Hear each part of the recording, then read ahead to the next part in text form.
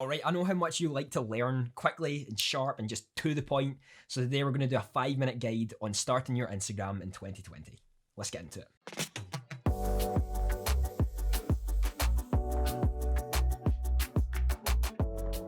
What's going on, everyone? My name is Andy and I appreciate you taking some time out of your day to come and watch this video on the channel dedicated to helping you grow a successful business through entrepreneurship, marketing and social media. If you would like to follow me over on Instagram, I post daily with reels and feed content discussing how you can grow your business and grow your discoverability as a streamer, so I'd highly recommend going over there if that's something that interests you. If you'd also like to come and watch the stream, we stream on Thursdays and Sundays discussing social media and discoverable content, how you can push yourself forward and just having an absolute blast. So if you'd like to come and stop by, I would love to have you. All the links for all of my other social medias are in the description.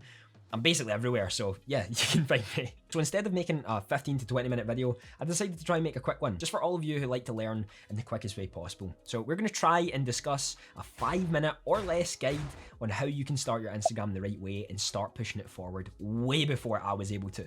And we're gonna try and keep to that 5 minutes, but don't quote me on that. First, I obviously want you to make the account and make the name something that's not stupid and something that just doesn't have about 800 numbers in it. Put something that stands out. It could be your name, whatever your name you have on stream or anything like that. Do it. After you've done this, make a creator account. Now, if you go onto the top right when you're on your homepage, settings, account, and then it will see creator account, you can switch to a creator account. Now, what this allows you to do is to see your analytics, have different sorts of DMs for general and primary. You're able to do a few more things with the creator account, but the most important thing here is the analytics you're going to be able to see. Now, you can also add in sort of who you are in the public, as this is for creators. So this could be influencer, content creator. I don't actually know what else you can do. There's a few others. I have entrepreneurship. There's so many other things. So choose what works best for you and go with that. Analytics are important as they're going to help you find out who you actually target, how well it targets people, how you can repurpose that content to be better, and how you can sort of get rid of the content that doesn't do so well. At the start, I would always recommend just literally trying everything you can that you enjoy. And over time, you will see what you enjoy more, what does better, how you can mesh those two together, and how you can move your content and your page forward. Now again, for those who are actually already knowing who their target audience is and who they're wanting to push for, just create content solely dedicated to that. Ask questions, understand people more, and create better content that they actually enjoy and consume in the best way possible. There's a lot of different variables to go with looking at your analytics and how you can use this in the best way possible. Again, another thing that I've learned is about times. You can see when your followers are most active. So always post before the most active times to have the better chance of people seeing that content in the best way possible. Homepage is probably one of the most crucial areas of your whole thing. Try and make your profile picture stand out and clear so that when it's on the feeds at the top and when someone's scrolling and they see your homepage, that it stands out, it shines a little bit compared to everyone else who might have dull or gloomy photos. For your bio, this again is extremely important, as you need to show people, okay, this is what I'm going to get from being on this page. If you can work on your bio over time and continuously try to adapt that to the target audience that you're wanting to focus on, they are going to have a clearer picture for coming onto your page for the first time to see, oh, this is the person who creates this content. I'm going to follow them. This will also make your connection with your followers so much better than just getting those vanity metrics from follow for follow or group DMs that support each other. We don't do this, it doesn't work. Well, it does in the vanity metrics, but that really doesn't mean anything for your success of your business. Be shit at the start. It's okay. Highlights in the homepage can actually be a really, really good thing as well. And we're going to talk a little bit about stories in the future, but at the start, you might not understand why highlights are important. I'm just going to say to you that people come on for the first time want to see sort of the highlights of you and what your content is about. So this could be stories that you tell on your stories, this could be achievements that you reached, and anything that you actually want to share. Having a theme for your page can help you grow faster, but it isn't essential. For you coming on for the first time and you don't know what content to create on Instagram, how are you going to have a theme? And when someone tells you to have a theme when you first start, you're sitting there thinking, how is this possible? How can I target people I don't even know who I want to target? And the answer is you can. This is why posting everything and anything you can at the start is sort of the main point of it.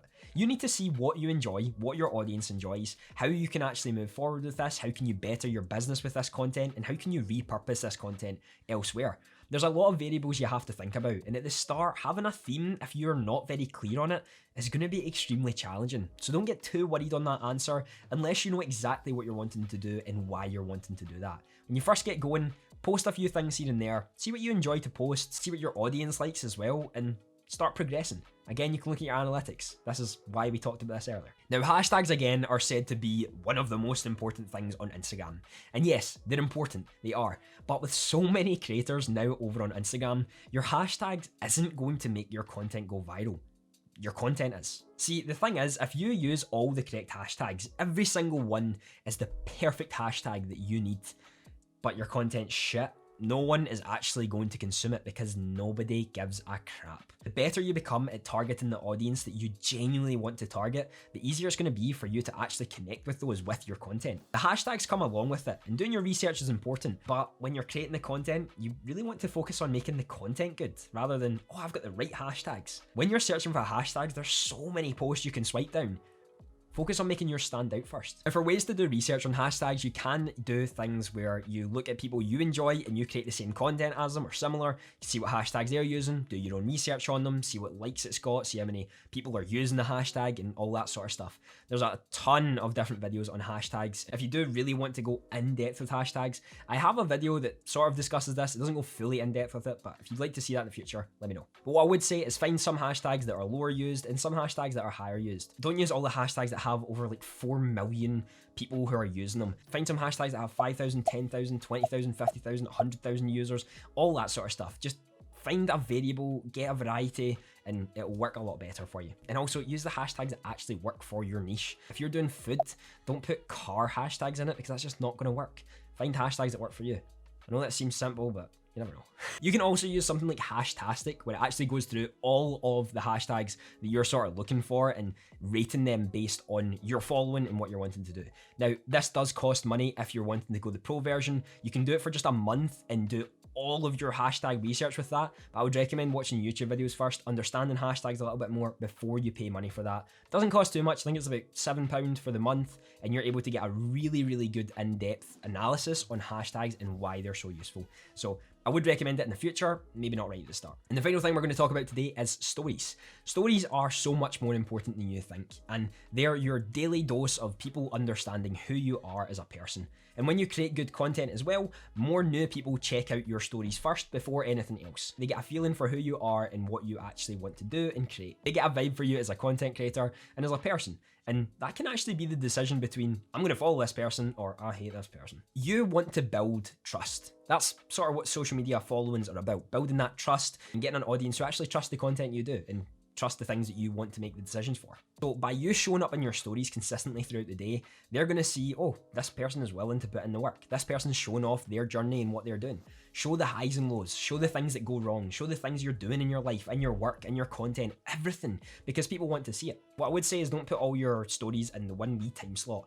Spread it out throughout the day. So in the morning and at night and all throughout the afternoon, post when you can. As you post more and as more people keep up with your content, your sort of story bubble goes right to the front of the people who enjoy your stuff. So as you post more consistently throughout the day, people are going to see, oh, there's a new story, I need to check that out. And then they might find something about your content, they'll click on that, especially if you post your feed post, they'll click on that, go to there, and then support the post as well. There's a lot of good things you can work with stories, and they're highly beneficial. So go for them at the start. And if you don't know what to post a selfie.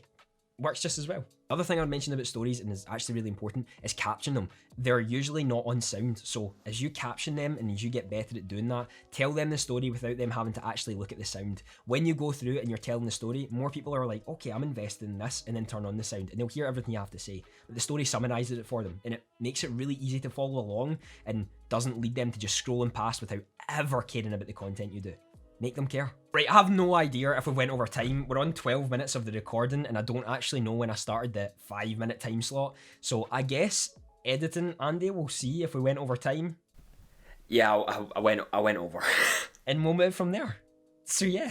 But this was a small guide on how to start your Instagram page in 2020 at a very extremely fast rate. There's a lot more to it, of course there is, I know that, but I just wanted to give you some of my insights and what I've learned and to help you push your content forward way quicker than I ever did. If you have any questions, let me know down in the comments, and if you'd like to join the Discord where you can ask me questions about that and also get free resources related to social media content, overlays for free, and tons of other stuff, I would highly recommend joining. Link is down below. And if you'd like to check me out on Instagram, the link is also down below. I would love to have a conversation with you. Say hi, get to know me, I'd love to get to know you as well. A massive thank you to all the the patrons. We've had some new patrons recently, and I really appreciate all the support. You lot are helping me continue with all of these, pay for my services that I need to pay for to create these videos, and make me make the best content I possibly can.